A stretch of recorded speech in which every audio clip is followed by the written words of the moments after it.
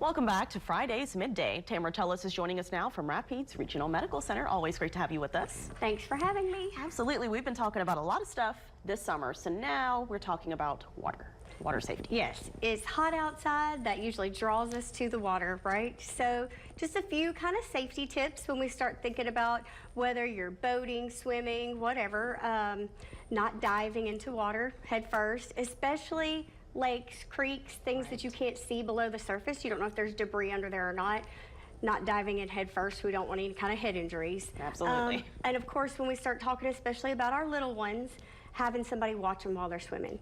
Kids are naturally drawn to water, and they don't always want to keep their floaties on, so having someone designated as that water watcher is what we call it, somebody who's not going to be distracted by their phone or others or anything else, just watching the kids and staying within an arm's reach of them is so important to just prevent any kind of drowning incidents or anything like that. Absolutely, and of course we want to try and get those kids to learn how to swim. Absolutely, if possible. Parents, kids, everybody, if you're going to be doing any kind of water activities, knowing how to swim, even if you're not the best swimmer in the world, at least knowing how to tread water, float, things like that, getting them in some swim lessons, something, trying to make sure they know how to swim is so important. Absolutely. I mean, I don't know a lot about when it comes to drowning, I guess you'd say, but I mean, I feel like that's something that can just happen really fast. Extremely fast. Right. In fact, we always say if you're, for instance, at a family barbecue and one of the kids goes missing, check the water first. Okay. Lakes, pools, creeks,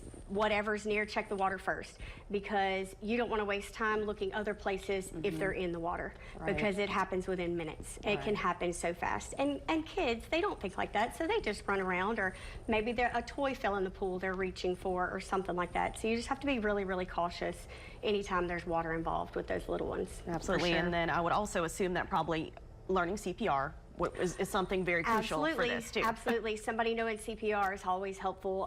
You hope you never have to use it, but just in case, someone knowing how to do CPR if someone does drown is absolutely crucial. The faster they can get help and keep that blood circulating to vital organs is so important. Yeah, it's a lot that goes into that. It is. There's a lot. There's a lot. You know, we usually think about water, we think about fun and all these activities, but then when you really break it down and think about it and the safety things involved, there's a lot to it. Absolutely. And for anyone that wants to get more information or use any of Rapides' resources, how can they find out more information? They can always look on our website, go to rapidesregional.com.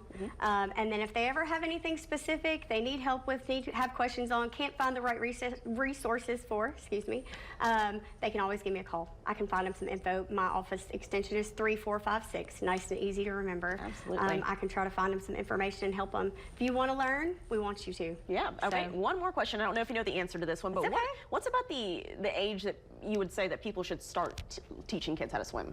Really, infants can learn. You know, they have those safety water classes. I think really it's just going to depend on how often they're around water. For instance, when we bought a house when my daughter was 2, it had an above ground pool that was partially sunk in the ground. So I was like, she's got to have swim lessons. Right. She may never even think of walking out there, but just in case. So if they're going to be around water, then sooner rather than later. I don't really think there's too early of an age. I mean, even adults, if you've never learned to swim, it's not too late. It's never too late. It's never too late. Learn to swim. All right, Tamara, thanks so much for being with us. Absolutely. Thank you for having me. Yes, ma'am. And we'll be back right after this break.